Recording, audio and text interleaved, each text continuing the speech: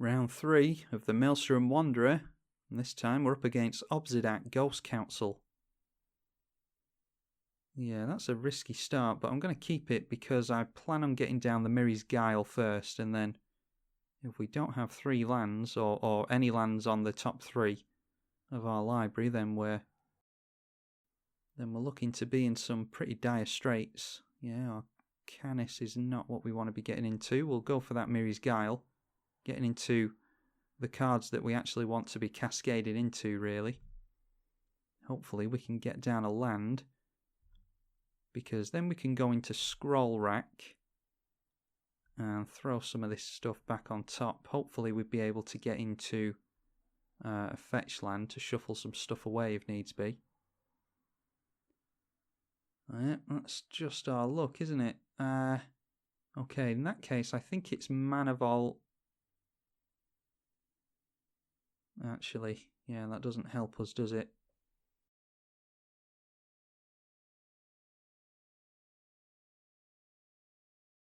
Now, Spell Bomb, not really worried about that. Our graveyard is of no concern to us, and we're just getting into all the expensive stuff. Yeah, don't really care what we draw into.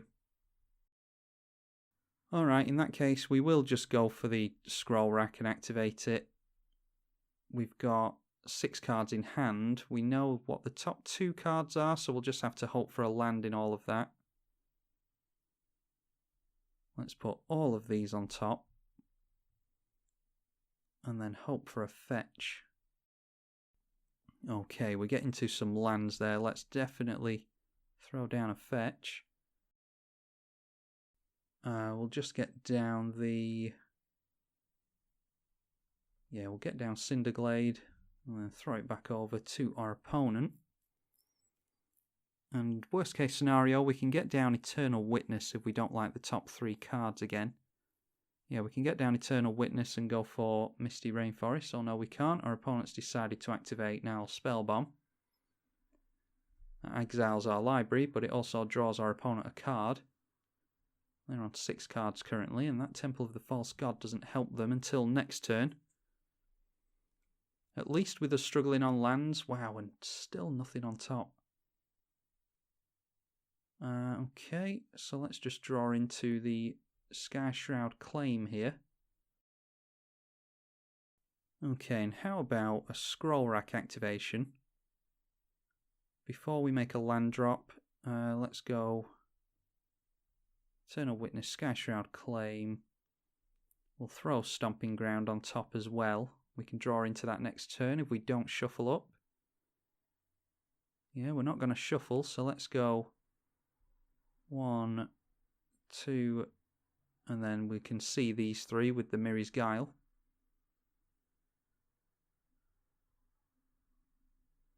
Now we can set up a cascade with the Shardless Agent next turn if we want to. This is really, really janky so far. We've been unlucky with revealing lands off the top with Mirri's Guile. But we've managed to kind of make it work. The good thing about us missing land drops is that land tax has been switched off. So we can cascade into... I think cascade has to be less than. Yeah, it has to be a non-land card that's less than, so... In that case, we'll just go for Sky Shroud Claim this turn. And we can shuffle those things up. And then we can maybe start thinking about untapping the Mana Vault. Just get down a couple of tap down shocks here, so we don't have to pay for them later on. We are on 2, 4, 6 mana. And that definitely triggers land tax this turn, which will turn on Temple of the False God. Our opponent luckily hasn't really done anything while we've been dirtling around trying to get our mana base sorted out. We're up to turn 6, and usually we'd be swinging in with Maelstrom Wanderer and friends by now. Oh, Cryptghast makes swamps very relevant in this game. And then down to Phyrexian Arena as well. They've got 7 cards in hand, so they're not short on cards to play with. Let's have a look at what's on top. Well, now we've got nothing but lands. It's one extreme to the other. So we'll just draw into the tiger. And then I think Sphinx of Athun is okay to go for. Actually, no, just to clear those lands off the top, I'm going to untap the Mana Vault. That will set us up for the Maelstrom Wanderer next turn. And Shardless Agent will clear some of those lands off the top, because it's non-land cards that we have to cascade into. Okay, we're getting to more mana in a Beastcaller Savant.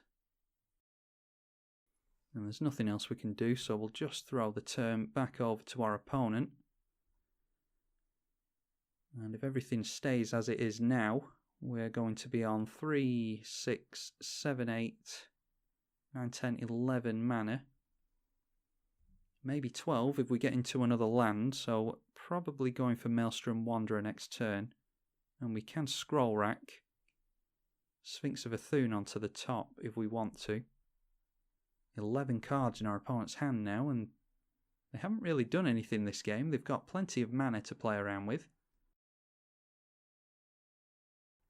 Oh, and down comes Sun Titan. That can either get them back the Nile Spellbomb or the fetch land. They can get themselves into some more swamps in order to double up mana with the Crypt Ghast, with the fetch land if they want to. Or they can just grab the card draw with Nile Spellbomb. They're not really struggling on cards to play. They've got a grip of 10 currently. But they do go for the fetch. Okay, Timna the Weaver coming down, and we'll see if our opponent extorts us. This is Lifelink. At the beginning of your post-combat main phase, you may pay X life, where X is the number of opponents that were dealt combat damage this turn. If you do, draw X cards. So our opponent's going to want to go wide on us there. We can trade our Maelstrom Wanderer with the Sun Titan, and I actually don't mind that, because the more times we can cast Maelstrom Wanderer, the better. Now, Miri's Guile is not putting anything... Yeah, it's not putting anything great on top for us. So let's just draw into Mystical Tutor, and then we can cast our Maelstrom Wanderer. We cascade twice here.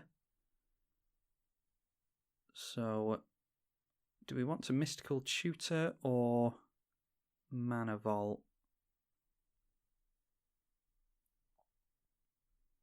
Let's see what we get off the first cascade. Oh, actually, we know what we're getting. We're getting a Kodama's Reach, aren't we? So that allows us to get down the Maelstrom Wanderer again pretty easily. Okay, now let's go for the Mystical Tutor. We can throw something on top to cascade into while the cascade is on the stack. Yeah, we'll just go for Bribery here, I think. Have a look and see what our opponent's got lying in wake for us. Okay, I think we can just go for an Ashen Rider here. I don't mind that. We'll get rid of the Sun Titan. Exiling that is good, because if they reanimate it, they'll be able to get that trigger going. And then our creatures have haste. So why don't we... Yeah, we'll just swing in with the Maelstrom Wanderer. And we'll leave the Ashen Rider and the Shardless Agent back, just so they can't go wide on us with these two. I don't think they'd swing in with Crypt Ghast anyway, but better safe than sorry. Okay, Soaring Grim Nemesis is going to be able to deal big damage to us potentially. It can also... could kill the Maelstrom Wanderer, not that we care about that. Okay, they're revealing the top card. They reveal a Temple of Silence, which will obviously deal no damage to us. So they can play a tap land for a scry if they want to. Now our opponent's in a bit of a predicament here. If we decide to swing in the Maelstrom Wanderer at Sorin, they need to decide if they want to block that damage or not. We might just fly over with the Ashen Rider to hit Sorin anyway. Okay, and down comes Obzedat. Does this thing have flying? No, it doesn't. One of those strange spirits that doesn't have flying. And they pay for the extort. And actually, I don't think I've been over Obzedat, have I? That is 5 mana in Abzan. That is 5 mana in Orzhov for a 5/5. When it enters, you drain your opponent for 2. At the beginning of your end step, you may exile it. You return it to the battlefield with haste at the beginning of your next upkeep. Going to drain us for 2 here. Bear in mind that Maelstrom Wanderer does have 7 power, so they can only take a direct hit to the dome for, 3 times with the Maelstrom Wanderer. Because after the 3rd hit, they'll be up to 21 commander damage. Still 10 cards in our opponent's hand. And then hopefully our opponent manages to change the zones here. Oh, actually, they just opt not to exile him at all. Okay, Boundless Realms is... I think that's going to be a good spell to cast, actually. Yeah, so we'll go for the Boundless Realms, I think. Let's play the island, first of all, and then we'll swing in and see if our opponent's got anything for us. We'll swing both things in at Sorin and see if they'll probably just decide to let both of those through. Okay, they want to keep Sorin around then, apparently. Yeah, let's go for the Sphinx of Athun and see what we can get from our fact or fiction.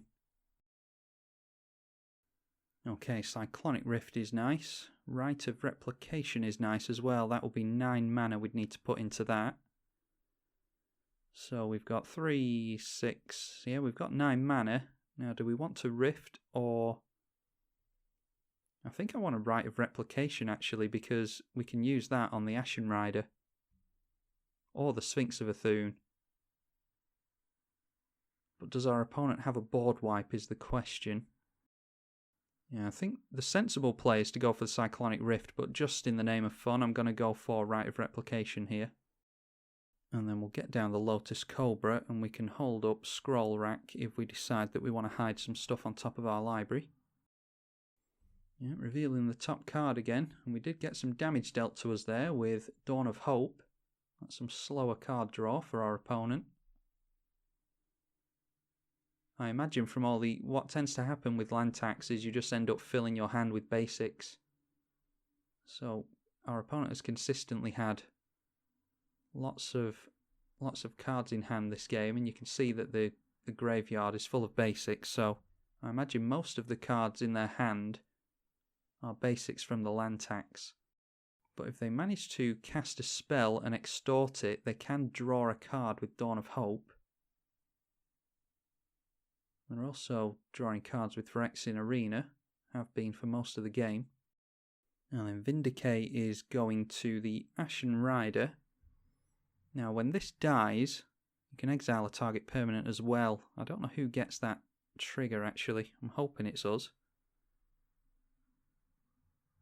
Our opponent gained life by paying the extort, so they're going to put 2 mana into Dawn of Hope to draw a card. And yep, we get that, so we're going to go after the Phyrexian Arena because we can get rid of Sorin, Grim Nemesis, next turn, thanks to our flyers. And again, our opponent deciding to leave Obzedat lying around. We're not going to go for Scroll Rack. I want to see the 3 cards that are on top of our library. So why don't we just go for a massive Rite of Replication in that case? Play the Hinterland Harbour and get our landfall trigger from Lotus Cobra.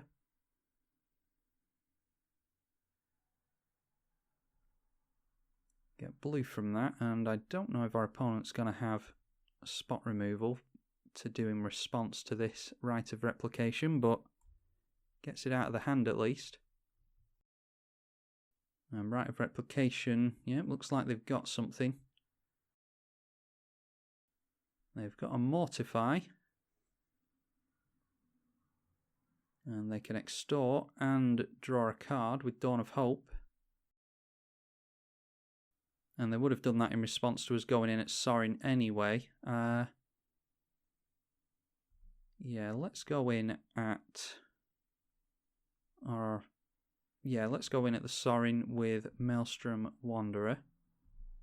They want to block with either of their creatures. It's fine with me. Yeah, that is fine with me. That means that we get rid of Obzedat from the field, and it also means that we can recast the Maelstrom Wanderer. So we've got a decision to make next turn. We can either go for the Maelstrom Wanderer again and throw Boundless Realms on top, along with Tooth and Nail. Oh, we get quite a big hit there with Return to Dust. Yeah, our opponent can deal with our Scroll Rack and Miri's Guile with that. Or we can just go for Tooth and Nail and go for something there. Okay, or Steer Command, blowing everything up. Now, do we have the mana for... That is 5, 6, 7, 8, 9. I'm sure we have enough. 3, 6... Yeah, we've got enough. I'm thinking Kiki Jiki into Wormcoil Engine. Yeah, I think I'd quite like to do that. And down comes Obzedat Ghost Council again. Yeah, we could really do with gaining some life here. Luckily our opponent has tapped out, so it's not likely that they're going to have any... Yeah, that's pretty risky when we've got haste enablers. Yeah, it's not likely that they're going to have Slaughter Pact or something like that. But we do want to gain some life with a Wormcoil Engine. We'll see if our opponent decides to exile the Obzedat. They don't. Okay, I think Sol Ring is what we keep there. And play the Sol Ring. And then get ourselves into a Tooth and Nail with Entwine. This allows us to search for 2 creature cards in our library and then play 2 creature cards from our hand, put them straight onto the battlefield. I want Wormcoil Engine and Kiki Jiki here.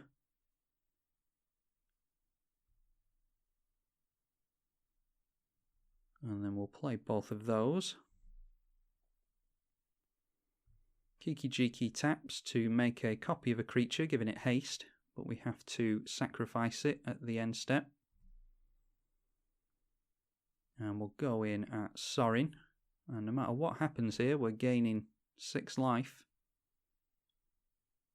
Yep, they decide to block with Obzedat, so they're very keen to keep their Sorin in play. We're going to be able to go wide on them pretty easily next turn, thanks to what's about to happen.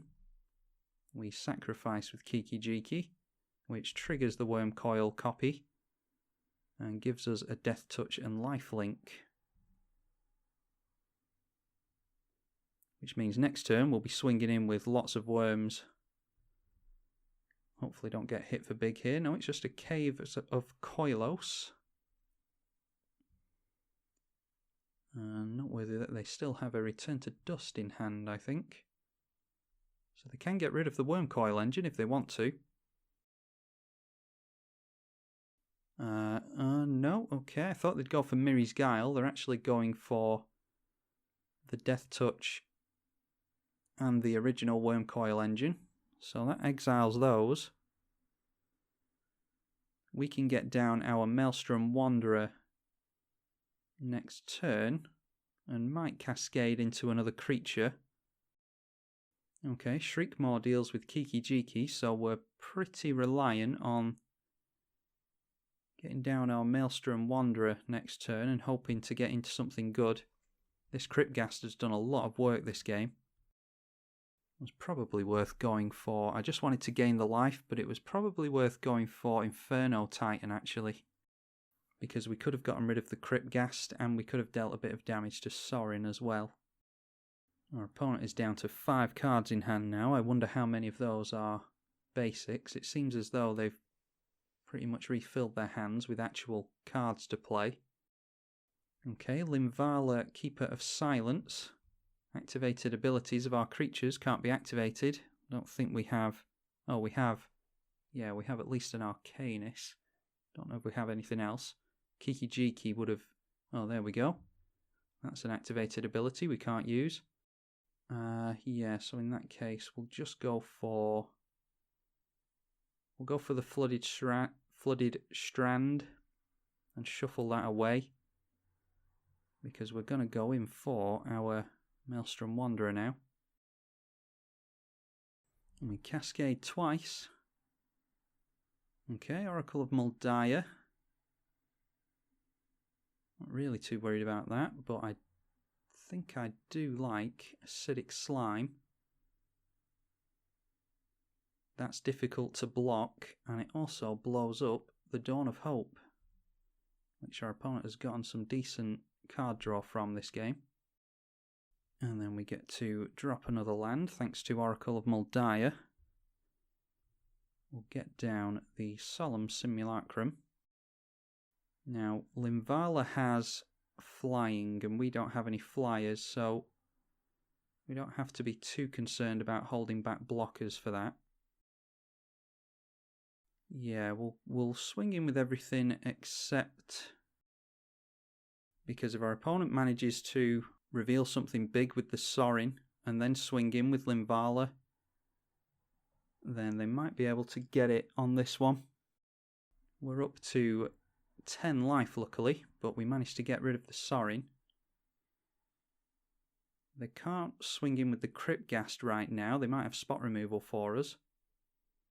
They can swing in with Limvala though and then still get extort triggers with Cryptghast. Yep, just going in with Limvala. That sends us down to 7, 4 cards in our opponent's hand. Okay, Baneslayer Angel is just more life gain for our opponent. And that's more drain. So we're down to 3. Not looking very good for us. And an Archangel of Thune. Yeah, this is pretty much overkill. They're just looking to go wide on us. I mean, not that they had to go wide, they could just fly straight over us. And this time deciding to exile their commander. And, yeah, it does go into the exile zone. Yeah, looks like our opponent's got us. We're just getting into a heap of lands on top. Let's swing in. And then we don't gain the life thanks to First Strike on the Baneslayer Angel. We'll just play a chump blocker and allow our opponent to swing through for lethal on us. If they play around, then I'm just going to concede. But if they just get on with it, then I will give them every chance to get the satisfying win. All they have to do is swing in here, but if they're just going to play spells, which it looks like they might be. Yeah, Grand Abolisher. I mean, if you're scared of a rift, we can just do it in response to the Grand Abolisher, so I'm not really... Well, maybe they're just going for an extort win. Yep, there we go. That was a good game by our opponent. Not sure if there's anything we could do there. We were getting into clumps of lands and not getting the best cascades we could. Might have to include another sack outlet, maybe a spawning pit to get Maelstrom Wanderer back into the command zone so we can recast it. But nevertheless, it was a good game by our opponent. Hope you all enjoyed it. That was Obzedat, Ghost Council versus the Maelstrom Wanderer. I'm tribalkai on the EDH channel. Thank you for watching.